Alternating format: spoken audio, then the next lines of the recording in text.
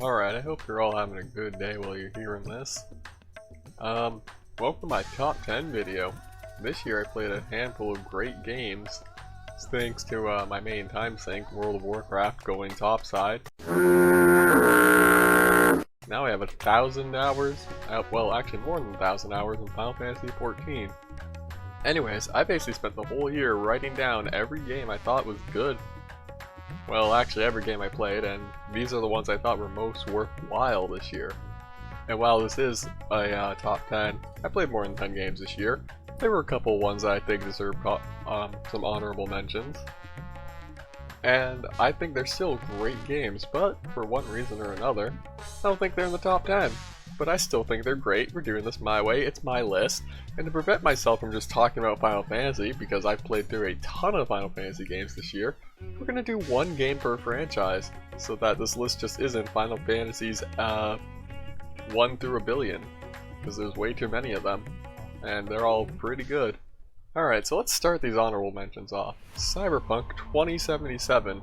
I think it's great, but it took me a while to finish it, because there were just constant bugs, and I came off a Deus Ex binge last year, and I think Deus Ex is amazing, and I don't know if Cyberpunk lives up to it. Great game, but I think Deus Ex is just better. However, Cyberpunk has some very likable characters when they aren't all phone calling you for whatever reason. It's like Grand Theft Auto 4 in here. I don't want to go bowling, cousin. The Keanu Reeves character, I was actually surprised at how big of a part he actually played, because I thought he was just going to be an overhyped cameo that is there for maybe like 2 missions or sidelined. I wasn't expecting him to just be one of the main characters. That was pretty great. The other honorable mention is Vampire Bloodlines The Masquerade, and it would have made top 10 if I didn't have to keep modding it and install community patches to fix the game and enhance the experience to what the devs actually wanted you to have while playing it. Because this game does not work in its vanilla base form. It just doesn't. You need to mod it. It is just awful in its base form, but once you have it modded and fixed with the community patches, it's an enjoyable experience. And don't be turned off. The vampires, kinda off-putting, but it's really funny. Trust me, it gets really funny with some of the things you can do. Plus it's on the Source engine, and I completely lost my mind seeing base Source textures, as well as the console for Source. Alright, now that we got those shit games out of the way, let's get with the real winners this year. Spiritfarer. This is a game where you just wake up in front of Charon, the ferryman to the River of Styx, and he tells you, "Oh, I'm retiring. I want you to take over my job and ferry souls across the river." Then he just straight up leaves. Gives you 0 direction, tells you to get your own boat. He just leaves. He tells you, do it, and then that's it. What I didn't expect from this game was how creative and expressive every character was, and just how emotional it gets. Is this game hard? No, it's very easy. There's some challenges in it, but it's much more of a visual novel with some platforming elements, and a couple of mini games that do kinda get difficult, but you don't need to do them to see the ending. And it's more of a cozy experience where you just feel nice and happy with everyone you're ferrying around on their ship. You know, you just go up to them, give them hugs, eat some french fries with them. Most of the time you like play a joyful little mini game with them. Just make you feel all happy and cozy, like they're your friends. It's a very warm, pleasant experience, and they all get to go inside their little houses and go to sleep at night. Very comfortable. So you have to take them to the door. Then you can kind of get emotional. But it's a game about endings. And just embracing the end. It's a very nice experience. Very, I'm getting a little emotional talking about it because I'm remembering some of the stuff, but if this game doesn't make you emotional, then I swear you're not even human, and that's why I think it's number 10, because it definitely pulls on the old heartstrings. Ori and the Will-o'-the-Wisp. This is a game all about movement and the musical tracks to perfectly fit the intensity of how well you're running away from or running into every situation. Unlike Spiritfarer, this game doesn't evoke as much emotion. Well, it still does in some people, but I think this is less emotional and much more platforming focused, with better combat than Will-o'-the-Wisp, Blind Forest. Will-o'-the-Wisp is just, I think it's Ori at its most perfect. The combat is just enough for it to be fun and engaging, with the platforming being even more intense than the Blind Forest. It's like if Hollow Knight were to meet Ori and the Blind Forest and make Ori and Will-o'-the-Wisps. Sorry, excuse me. Just having a little excitement from how much I love the movement in this game. Like, there's just some crazy jumps. You can throw a bullet, jump off your bullet, jump around, glide around. It's just insane. Ori 3, you better not even be allowed to walk. It better just all be about you flying through the air without wings. Okay, what demon did Riot talk to create their Ruin King game? Because this game is actually good. Like, I had fun, unlike I have in normal League of Legends. Like, the moment I bought this game, I couldn't put it down. Yeah, the puzzles weren't too difficult in this game, but the combat was amazing, despite having autosave bugs where I basically had to manually save after every fight, as well as a couple of other bugs which apparently everyone is experiencing. But like I said, the combat was amazing, every character was just fun to use, none of them felt too overpowered. Like, it just felt like you could use anyone you wanted. My only real complaint was, I was playing on heroic difficulty, and after the midway point of the game, combat started to turn tedious just due to the lack of challenge. I have no idea if it was just me getting good, or it actually does just become easier. But if every fight was like that one fight in the midway point that walled me for 3 hours, this probably would have been one of the best RPGs I've ever played. And I know, this game is just a League reskin of Airship Syndicate's game called Battle Chasers Night War. But you know what, I've never played that game. And if Riot keeps creating content for us to consume like this, good RPGs, if they make more good games like this, holy crap. Just please keep doing this. Like, actually ditch League of Legends, do this. Plus Arcane. That's really good. There's people who are absolutely overboard about it. I think it's good. I also think Dota Dragonblood was better, but that's just me. And it's all my opinion. But yeah, please abandon your MOBA because it just reminds me of a book that I've never actually read by Herman Melville. Hades is a game where instead of waking up in front of Charon, he's just a shopkeeper on your way out. And you want your coin. Oh, also, this game is one of those crazy hard games that a games journalist will never actually beat and give it a very low number out of a very large number because they died to a skeleton or something. And then say there was too much water.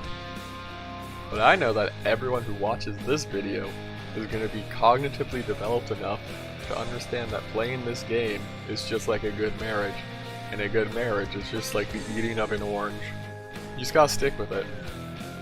And then when you finally do get it, this game is just a flowing stream. And once everything starts to flow, then you can give yourself bonus challenges. As well as changing up your weapons, because there's a million weapons to play as. Is there a balance between all the weapons? No. There are objectively good best weapons. But that's the thing, you don't have to use the best, you can still use what meshes most of your playstyle. Plus it has a nice autosave feature, unlike Ruin King, so you can very easily pick up, put down, and just keep replaying this game whenever you feel like, if you still want a challenging game to put time into, but don't have time to sit down all the time to play games. Oh, also, my boy Skelly is in this game, and that's literally me if I was from Boston. Alright, Final Fantasy V. Now just stop your typing here about how this is the worst story of Final Fantasy with the most bland characters, or about how much you hate Faris, because I think Faris is amazing, and I know a lot of people hate her. but if you hate her, grow up. Actually grow up. But I understand that 6 and 7 and 14 have the most fans in the Final Fantasy community. Well, I think those are all very good games on their own, especially 6 and 14 and much more than 7, because I didn't know what was going on during 7. Final Fantasy V is just the one I like the most. It has the best job system in the series, which felt very nice to build characters with. Plus, Bartz is just relatable to me. I absolutely love him. I don't know why he's relatable. He just is. Plus, this game has the first instance of Gilgamesh, and Gilgamesh is just... I love him. He's funny. Everyone loves Gilgamesh, though, and this is where he's from. If you didn't know, which I'm assuming every Final Fantasy fan knows, and I was the last person to learn. Oh, and the villain in this game is an actual threat compared to some of the other villains. While the story is still simple, it's absolutely serviceable to the adventure you're on, and it'll at least push you along your path while you play. I don't know, I just had fun playing this game. Customization was fun. Achieving mastering the jobs I wanted them in was great. And while I don't touch the super endgame challenges and super bosses because that kind of grind just kind of kills my drive to want to do anything, respect out to the people who do. I just grind enough to beat the final boss, and that final boss gave me some challenges, and I had to use my brain and frontal cortex to actually beat it, which is always a nice change of pace. Chrono Trigger is not a Final Fantasy game, so I'm actually putting it on this list, even though it was made by Square. But you know what? It was made by the Dream Team, not the Final Fantasy guy. Even though Hironobu Sakaguchi, sorry if I butcher any of these names, because I am terrible with names, actual North American here. But the Final Fantasy guy, that's who that is, along with Yuji Horii, the Dragon Quest guy, and Akira Toriyami, the guy behind the Dragon Ball anime, which I personally like.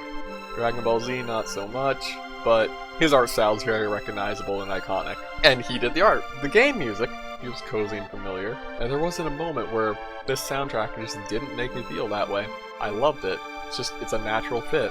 Plus they made a time travel story that works, which is weird, because it's hard to write one without annoying paradoxes, and I really didn't notice many paradox when I played. There's probably some, and like some die-hard Chrono Trigger fan could throw it out, but nothing was like narrative breaking enough for me. Also, they have a good reason for why people can utilize the magic in the world, and you have to actually unlock it, which again just feels nice. It's like, I love it when fantasy games is more like, oh, here's why magic exists, it's not just, so yeah, we can just use magic, haha, look, wave my hands and fire. It's a nice world that I could fall in love with. Plus for completionists, there's so many endings, ranging from how many cats you have to just when you decide to go fight the final boss. But these endings aren't good until you get, or aren't obtainable till New Game Plus. Also, if you're a fan of Final Fantasy, Dragon Quest, or Dragon Ball, play this game. You'll probably love it, because it has the best of all three of those worlds in its own self-contained story that you don't need to know anything about those works to actually get into. It's really nice. Yahoo! Paper Mario and the Thousand-Year Door. You know the list is only going to be for the cream of the crop when this one is on the list. Plus, I'm going to be pulling on my nostalgia strings with this one, since I've beaten this game a few times. Oh, and if you're someone who says, oh, I don't like Mario, well, congratulations, this is an RPG, it's not a platformer, which is what Mario traditionally is. So I don't want to hear no one be like, well, Mario is... No, this is an RPG. And I actually didn't plan on playing this game this year, but one of my friends sent me artwork of Baumette from the first game, so I decided to sit down and play through both of them. And yeah, Thousand Year Door is making the list, not the first one. Even though I loved them both to death, and they were both fun to play, Thousand Year Door is just the original Paper Mario, expanded and better with the same kind of battle systems. Plus, action commands keeps the game interactive. Yeah, that's the word, keeps. But yeah, it keeps the game interactive the whole time, as well as badges. Badges are the most fun part of this game. You can just build Mario however you want with these badges as like the only rule. And unlike the first game, badge points go up to 99 in this game, so you can wear a ton of them.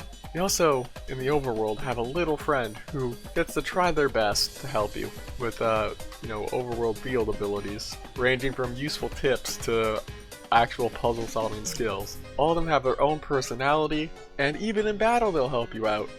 each with their own different little playstyle towards how they'll aid Mario in battle. This game has the mark of a well-designed game though, because even though there are objective best partners and objective best badges, which is still kind of sad that it exists, it's well designed in the fact that you don't need to use the objective best to beat the game. Although I would love a hard mode, love it to death, and I know I'm never getting it. I want a hard mode Paper Mario like this, please. Please, Nintendo. I really want you to put my skills to the limits here. Alright, Toby. Did you really have to release Deltarune Part 2 this year?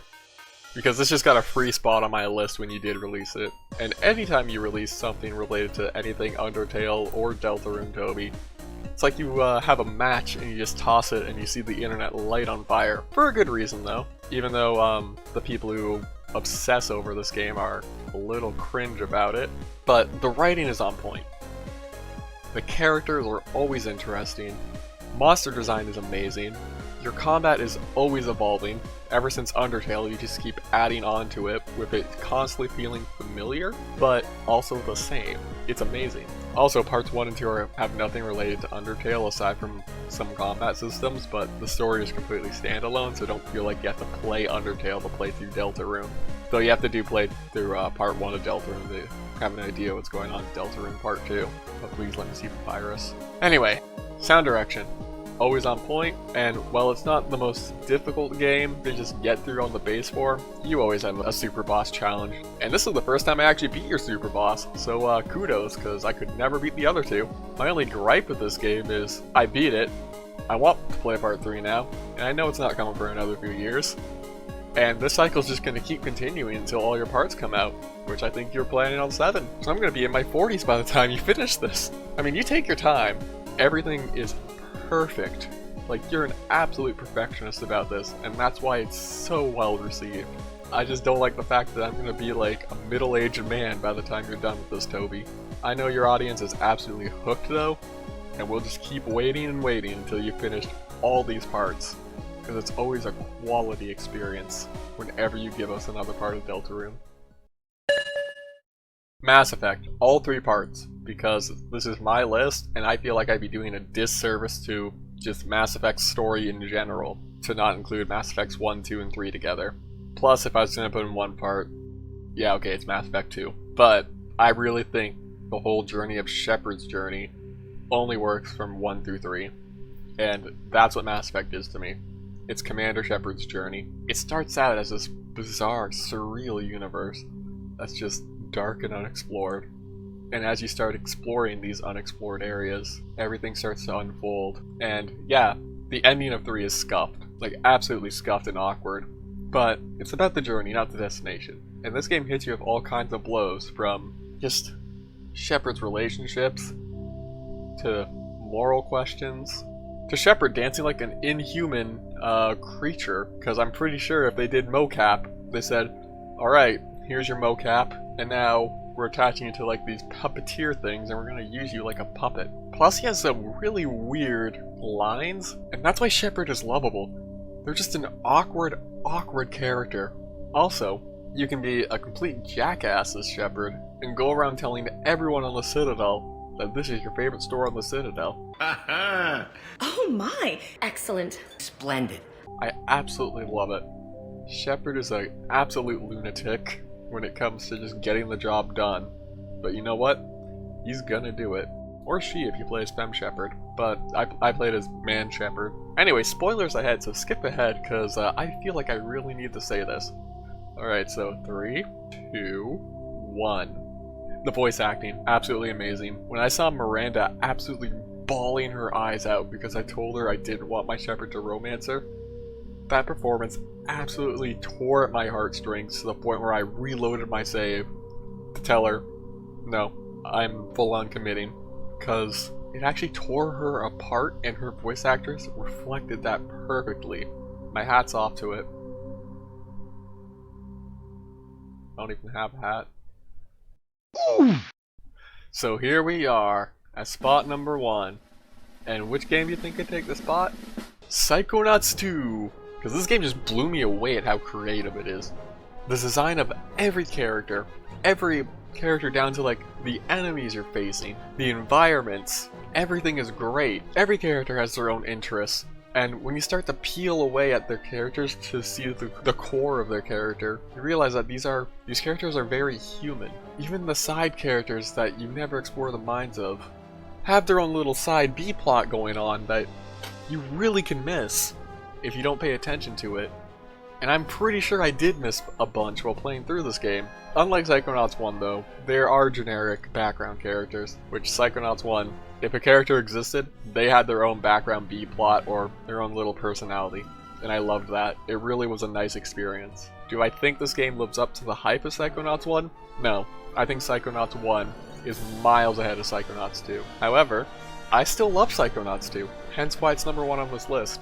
Every level was still finely crafted, and it represents their own human and psyche evaluations of each character that you enter the minds of, because every level takes place in the human mind. Plus, they had some weird small-time voice actor who's probably lined up to do like Bowser or something in some Mario movie, but enough about that B-list actor, because we don't need to know about him. And if you think that I am an idiot for saying I like Psychonauts 1 more than 2, I'm gonna have a panic attack, and you're gonna have to deal with it. Alright, bye-bye.